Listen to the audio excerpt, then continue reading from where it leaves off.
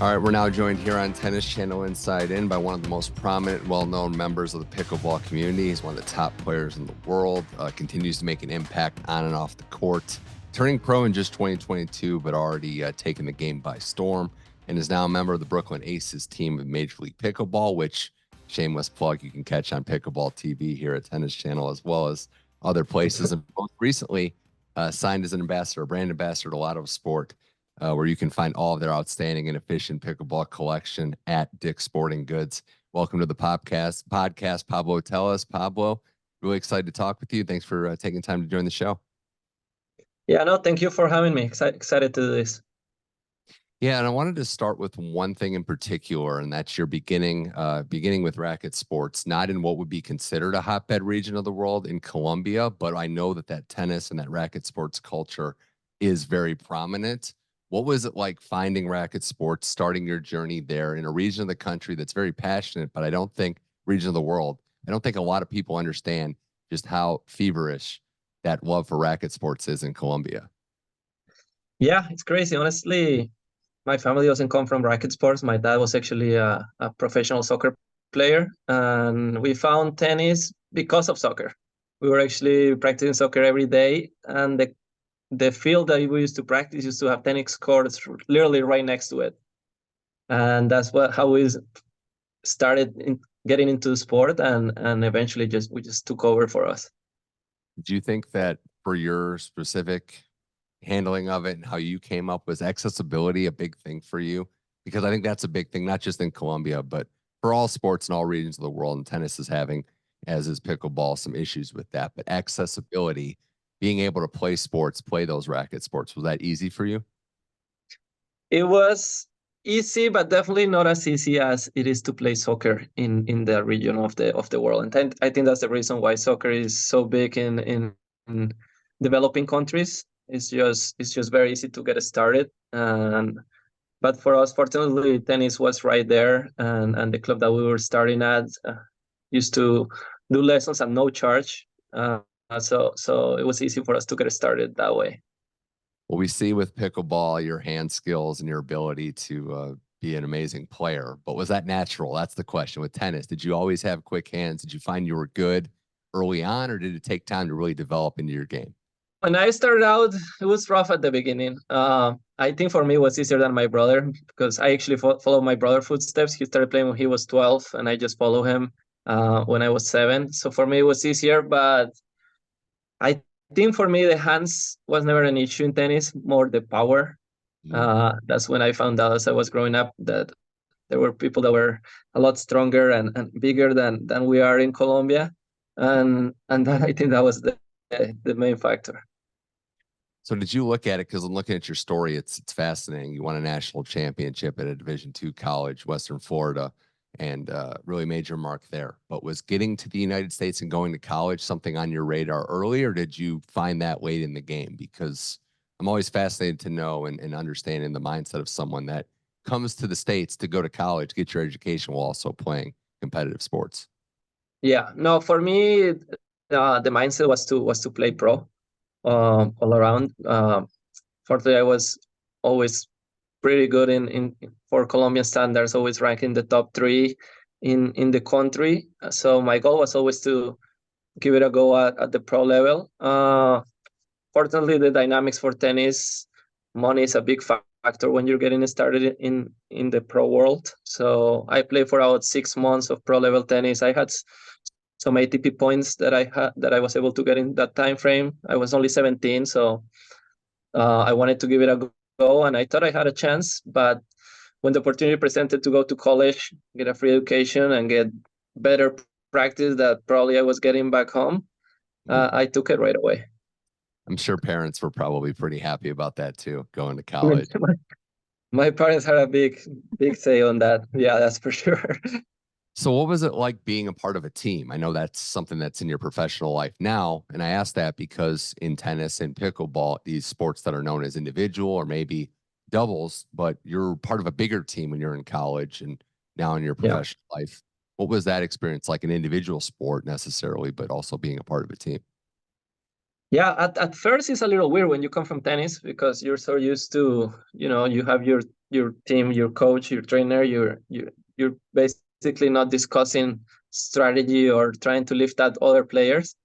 But once you get to college, that dynamic changes, and it's awesome. Honestly, it's better. I think it's more healthy than the professional tennis mindset, and I loved it. I love every part of it from the beginning. A bunch of players that are from other countries, different cultures. We all come together to play a sport and play for a team and do our best. I think it was awesome.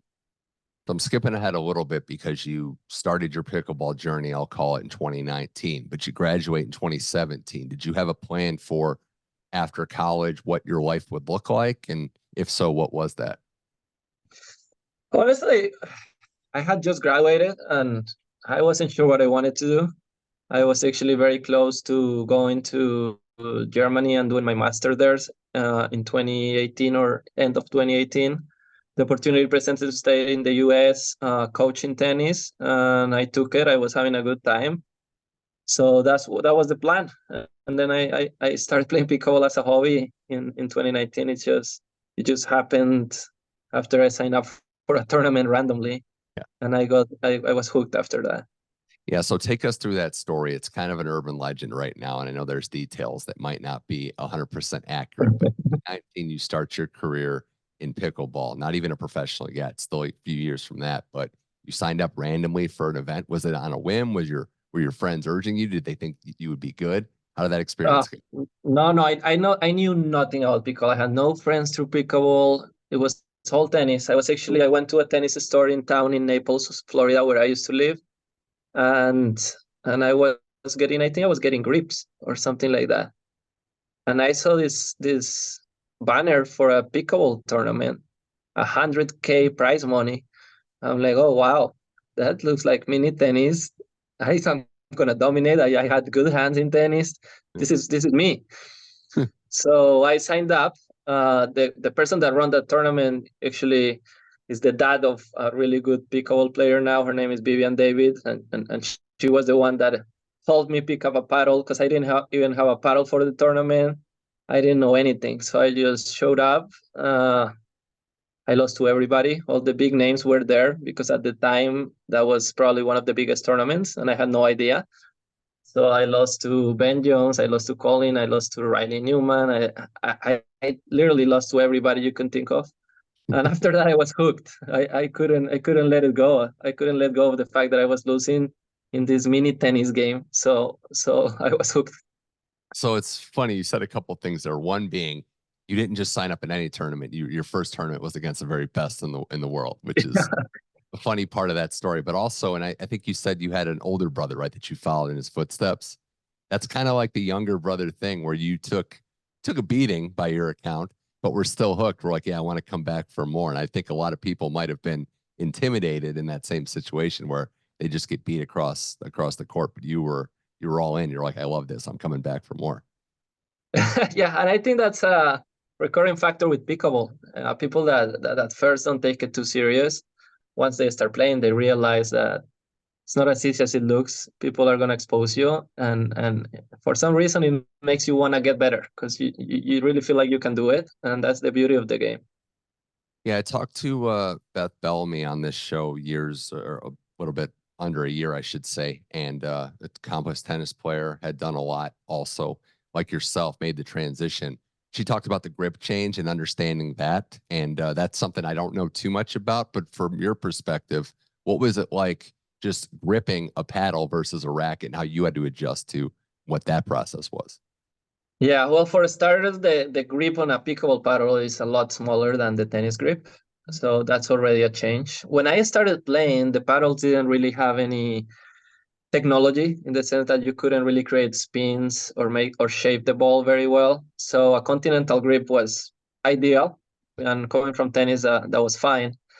But nowadays, with the paddle technology, the ball technology, and how everything is evolving, I think most of us are moving more towards mixing your grips. Sometimes you use an Eastern, sometimes you use a Western, sometimes you go with the continental. It really depends on the shot. So technology, that's fascinating. Technology is, in your opinion, completely changed the game the last couple of years. It's moved ahead light years. I think that's the reason why why you see so many different shots now, and why also I think the transition from tennis to pickleball is easier these days is because of technology. The same thing I was talking to James Blake during the Miami Open, and he told me, I asked him, why do you think people don't surf and volley anymore? And he told me with the introduction of the string, once Luxilon started coming out, it was just a lot easier to return, and that's when that stopped happening. So I think it's kind of similar in that way. No, it makes a ton of sense. Also, the question I wanted to ask you is footwork in terms of, because we know that the mark of great athletes, a lot of time, the underappreciated part is footwork and how they're able to master whatever their sport is, the movement. How did you have to change that going from tennis, the bigger court, obviously, to the smaller pickleball court, which takes exceptional footwork, but a different kind of it? Yeah. I think for us tennis players, mostly is the stepping in. You're used to stepping in as you volley in tennis every single time. And in pickle, of course, you have the kitchen, so naturally you have to stay more in a lateral movement stance. I call it the crab walk, where you're just going side to side. It just takes practice, but overall, I do think there are a couple people that don't have a tennis background that develop their footwork a lot better for pickleball than someone like me in that sense. Yeah, you might have to unlearn some things then, right? Like Yeah, you just had muscle memory programmed in. It's yeah, interesting. yeah. Well, more here with Pablo Tellez on Tennis Channel Inside In. We're talking to one of the premier pros in the Major League Pickleball League. He plays for the Brooklyn Aces. He's also a brand ambassador now for Lotto Sport. You can catch all their exceptional pickleball gear at Dick's Sporting Goods. Talking about your game, your style of play. I guess I want to ask you this question, Pablo. How would you describe your game to somebody that follows the sport but might not be familiar with your individual style of play? What would your game be if you were going to describe it to somebody else? I'll describe my game as aggressive, tricky, uh, and in a way, I would say crafty. Hmm. But I'm trying to move more towards having all that without losing the consistency. So yeah, that's my game, which is funny because it's the opposite to what I was in tennis. I was not a power player. I grew up in clay, playing 3 meters behind the baseline, just Yeah. making balls. So it's kind of funny that it's probably the opposite. Yeah, watch some of your highlights. The lefty style is great. The aggression stands out. And you talk about your forehand and it obviously being a weapon. Also, a direct quote that you have is that you're not afraid to get in hand battles with people. So the confidence is there, especially when you get closer. Yeah, I mean, you gotta do it. You don't know. You gotta even the best in the world are attackable. Depending on where you pick your shots from. So, and that's what I enjoy the most about the game too. So I'm always gonna be that guy that just tests someone else's hands. Yeah. So I know in researching about you in this story, one of the things that came up was the emotions that you play with. And I wanted you to kind of set the record straight. I know sports are an emotional game. I obviously understand that it doesn't really matter which sports you follow. That's going to be a part of it. But do you consider yourself an emotional player? Is that something you're working on? Or do you think it's not, too out of the norm based on the level of competition and the stakes that you're playing in? No, I always been an emotional player. I'm not gonna lie to you. I was that kid that when I was 8, I was crying on the court when I was losing in tennis. So I always been emotional. Now that I'm playing at this high level in pickleball, I definitely learning to manage my emotion and to use them more to my advantage. And it has been a learning process, but I think I understand now when I need to pump myself up, when I need to draw energy from the crowds or from my partner, or when I need to tone it down. And it's working better for me these days. Yeah, emotion's definitely not a bad thing. It's great. It also will draw fans in to see that passion out there, as long as you said, reining it in when you need to, but also knowing it. It sounds like you're one of those players, Pablo, that understands when to ramp up because you can't, obviously, athletes can't be emotional all the time. But do you think you've grown as a pickleball player, as a competitive one, picking your spots to ramp it up and kind of show that passion? Definitely, for sure, for sure. It's been a learning process, like I said. At the beginning of the year, last year, that's when I fully started playing full time, and I'm maybe 50 tournaments in. I think I know that the moments where I need to really get a little more fiery and loud. and I also know when I need to breathe in and just tone it down. It's one of the things that I think I improve the most, but it's always gonna be a part of me. I'm not quiet. I think it helps my game when I'm out there being a little bit more fiery. I just gotta make sure it doesn't get out of control. Do you like the experience of playing in front of, I won't say hostile, but a raucous crowd when it's a supercharged energy with fans? Is that something that excites you? Yeah, for sure, for sure. It was the same in college tennis. Definitely different from professional tennis, but it's more fun. I think that the crowd getting more involved. It should be a norm in pickleball. It just makes the matches more fun, both for the fans and for the players. You just gotta learn to manage that. You gotta learn to use it to your advantage, or to just not pay attention to it. It's a good addict, I would say. I agree. I think you're seeing now in tennis these college kids that understand how hostile environments work, that they can play well when you do get a traditional road game. So I think it's good. We've seen it too with even in South America, some of these Davis Cup ties that are pretty intense, and it Yeah. just seems pretty exciting to watch. Well, I wanted to ask you about your partner. You're working with Lotto Sport right now, a tremendous partner there, and becoming a brand ambassador. What was that like for you? It's in one hand, you have a tremendous partner. You've got a lot of gear and stuff that you can just trust will be good. But the other hand, it's got to be pretty cool, right? The hard work paying off that you are now a brand ambassador for one of the premier athletic brands in the world. Yeah, it's been great. Like you said, it's one of the biggest sportswear brands in the world. I know of Lotto since I was a kid. I follow it through soccer. I follow it through tennis, and to be able to partner with the brand, it's in a way it's a dream come true. So I'm super excited, and can't wait to see how it goes. Kind of shows you where pickleball's going too, right? Because as you said, they've been involved in soccer and tennis for so long, but getting involved in pickleball and also partnering with Dick's Sporting Goods, where everybody, especially here, everything's at Dick's Sporting Goods. So that shows you how serious this is and how serious this movement in the industry of pickleball is becoming. Yeah, yeah, and I think you would expect less from such a brand as Lotto to partner with Dick's, who has, I don't know, more than 400 or 500 stores. It means they're serious about getting into pickleball. The game is obviously the fastest growing game in the US, and it doesn't seem to be slowing down. So I think we'll see Lotto cement itself as a leader in the space going forward, and I'm super happy to be partnering in this process. I got to ask you as well, talking about new endeavors and exciting things. I mentioned it, the Brooklyn Aces, you're part of that Major League Pickleball team. I was looking at the ownership group and I was kind of stunned. I was like, wow, this is Kevin, Rich Kleiman, Michael B. Jordan, Drake's on there. Another indication of just how serious and passionate pickleball is becoming. But you're a part of a very proud team already. And I'd have to imagine we talked about teamwork, but being able to call yourself a Brooklyn Ace is a very, very good thing in your professional career as well. Yeah, no, honestly, super excited. Like you said, the ownership group name is already huge, and then honestly, the people that are involved in the day to day, the coaches, the trainers, and the team, we're all excited to keep the momentum that we have. I think we're ranked second right now in the standings. So our goal is to win it all and represent those people to the best of our ability. So Do you find yourself in this team sports setting? You mentioned being a tennis coach for a little bit before pickleball. Do you get the coaching hat back on when you're not playing? Like, let me see how I can help my teammates and maybe coach them up a little bit. yeah, for sure.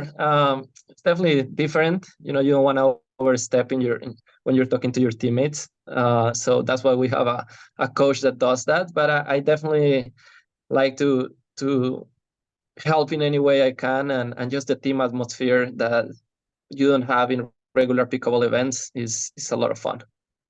Yeah, I was. I also had a quick question for you too, in terms of doubles, and I know this is a team setting; it's different. But how does it work for you in terms of picking a partner, but also finding that you have that chemistry on court? Is it trial and error? Do you maybe see someone's game and think that they could really complement me in doubles? Yeah, you have an idea when you see someone, but you don't really know until you play with them. Um, I think for me, obviously, being a lefty, I predominantly play the right side, so having a left side partner is key. I lean towards someone that's more in the consistent side than the aggressive side. and you look for little cues depending on your game and see what complements, what doesn't. And for me, it's those kinds of things.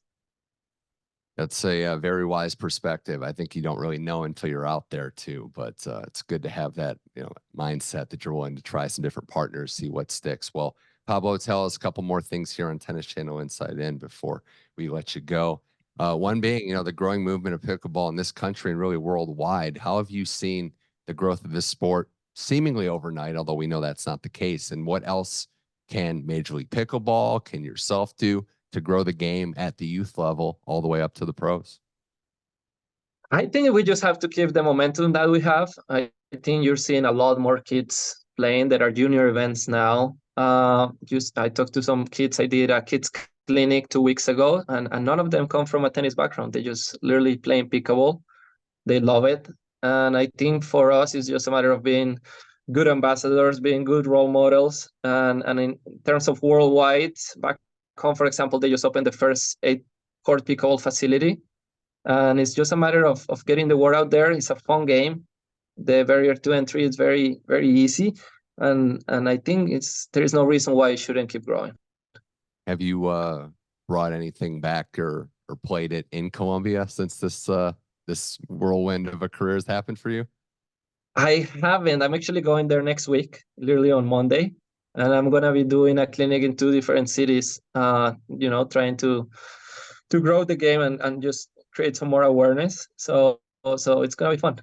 Awesome. Well, that's exciting. And that's really where it starts at the grassroots level, that you're going back, someone that's made it to go back and really grow the game firsthand. Well, last thing I had for you going forward with your team season with the Brooklyn Aces, but also your individual game. What are some of the goals you have for this year and beyond? And maybe some things you're working on with your individual game that you hope you can see develop in the year to come?